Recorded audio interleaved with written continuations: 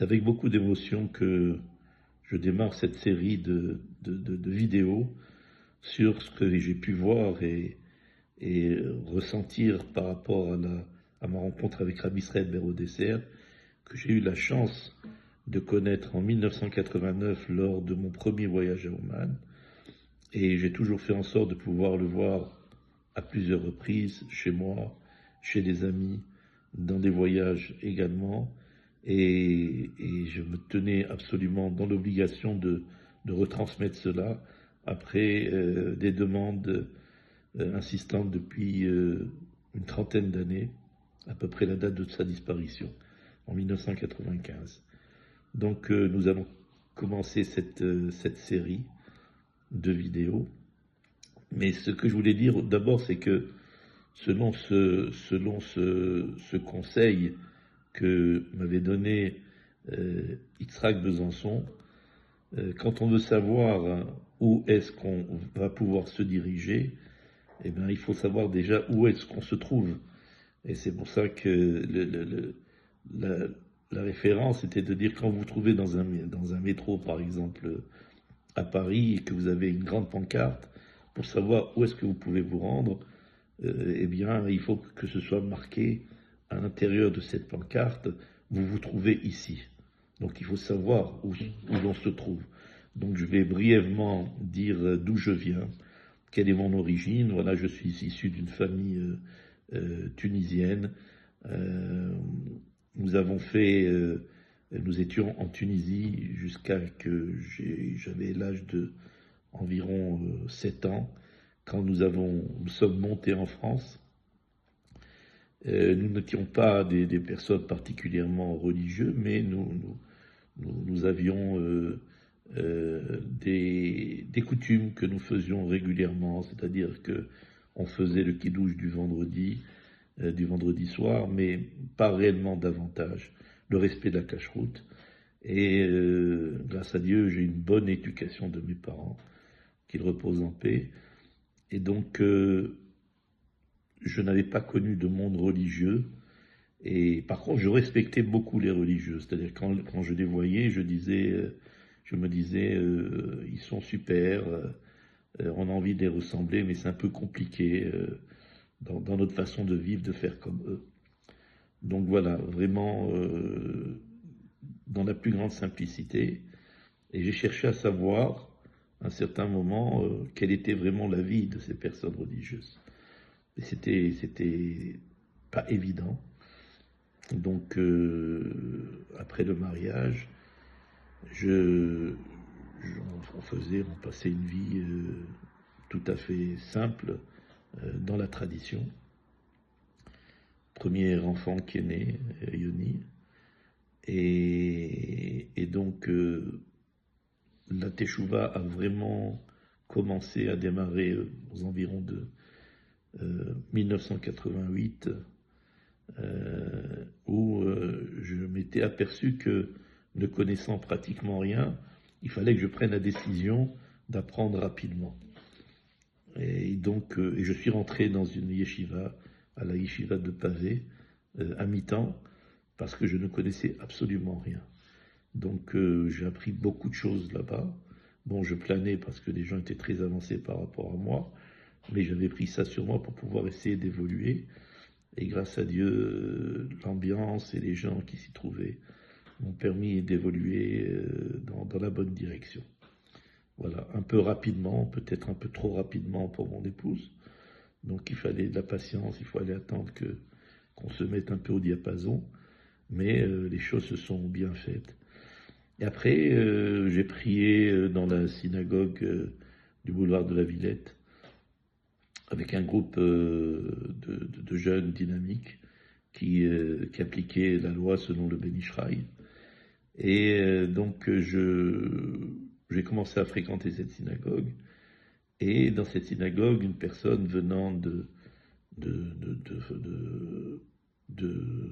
d'Israël avait commencé à nous communiquer la relation qu'il avait avec Rabbi Israël Berodesser et de nous faire montrer ce qu'il se passait un petit peu dans le monde Breslev. Mais si vous voulez, j'ai connu le monde Breslev par rapport à un livre qui s'appelle Courage et qui a énormément transformé ma vie. J'insiste pour le dire, je ne connaissais pas la personne qui l'avait décrite, mais une fois je me trouvais dans la synagogue de Pavé, et c'était à Rosh Chodesh. Et comme j'avais perdu un petit garçon à Rosh Chodesh, ça je vais l'expliquer par la suite, eh bien, je pleurais, j'étais seul dans la synagogue et j'entendais des voix dans une pièce à côté. Et cette voix, je la connaissais parce que j'avais entendu des vidéos et des enregistrements, donc je reconnaissais cette voix, un petit peu avec un accent méridional. Et je me suis déplacé et j'ai fait la connaissance de Yitzhak Besançon. Et je lui ai dit, je suis content de vous voir parce que je vous ai écouté à plusieurs reprises. Et maintenant, je vous ai en face de moi. Et voilà, j'entends ce que vous dites et c'était extraordinaire. J'ai lu un livre qui s'appelle le livre Courage et j'étais impressionné par la puissance de ce livre.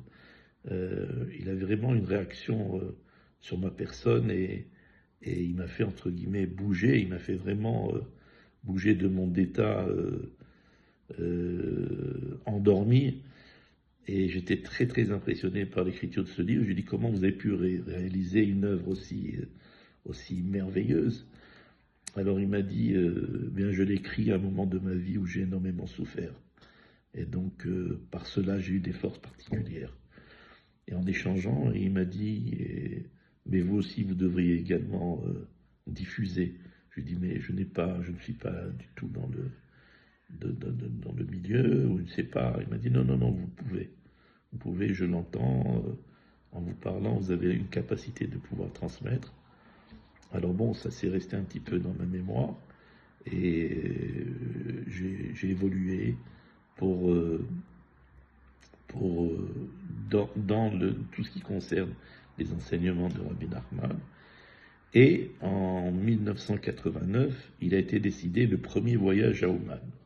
Donc nous étions dans cette synagogue du boulevard de la Villette à Belleville, et les personnes ont commencé à se préparer, mais bon, nous étions plutôt en bourgeoisie, donc aller dans un pays comme celui-ci, en Ukraine, ça nous paraissait vraiment une aventure. Mais nous étions organisés, nous avons commandé des repas dans une société qui préparait des repas pour les avions.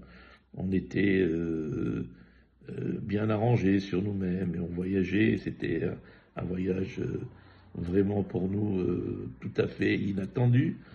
Nous n'avions pas l'habitude de voyager dans des pays comme l'Ukraine. Les gens nous demandaient qu'est-ce que vous allez faire là-bas. Eh bien là-bas, il y a la tombe de Rabbi Nachman de Breslev. C'est ce qu'on nous a expliqué. Donc nous avions pratiquement rempli un avion et nous nous sommes rendus pour la première fois chez Rabbi Nachman de Breslev à Ouman. Et c'est impressionnant parce que quand nous sommes arrivés de Kiev à Ouman, ce que l'on a vu à travers les vitres, on a vu quelques chassidim qui préparaient un terrain. Alors il y avait des rideaux noirs avec des genres de stoïaques pour porter des rideaux.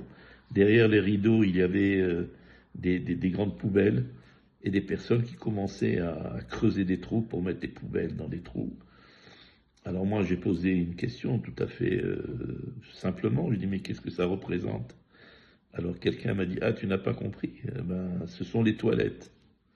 Ah, ce sont les toilettes. Mais écoutez, moi, je vous aime bien tous, mais je ne pense pas que je vais rester ici. On va aller sur Rabbi Nachman, faire le Tikkun HaKlali, je remonte dans le bus, je vais à Kiev parce que on n'est pas du tout habitué à ce genre de choses. Voilà, on était un petit peu en bourgeoisie, c'était un peu difficile pour nous.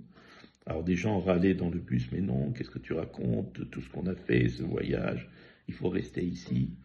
Et c'est comme ça qu'on est resté pour la première fois à Ouman et on a pu habiter chez des habitants d'Ouman. Donc j'ai eu la chance d'habiter avec notre ami Yitzhak Besançon et deux de ses enfants. Voilà, chez une certaine Myriam et un certain Mathieu, qui étaient des juifs en fait, qui étaient très très très éloignés. de la religion, et ça c'est toute une histoire que l'on pourrait raconter. Et donc c'était notre premier voyage. Et donc pour la première fois, j'ai eu l'occasion de rencontrer Rabbi Israël Ber Odesser sur la tombe de Rabbi Nachman. Et dans une deuxième partie, j'expliquerai cette rencontre avec lui et ce que j'avais préparé auparavant, parce que je m'imaginais que j'allais le rencontrer. Donc ça, ce sera dans la prochaine vidéo.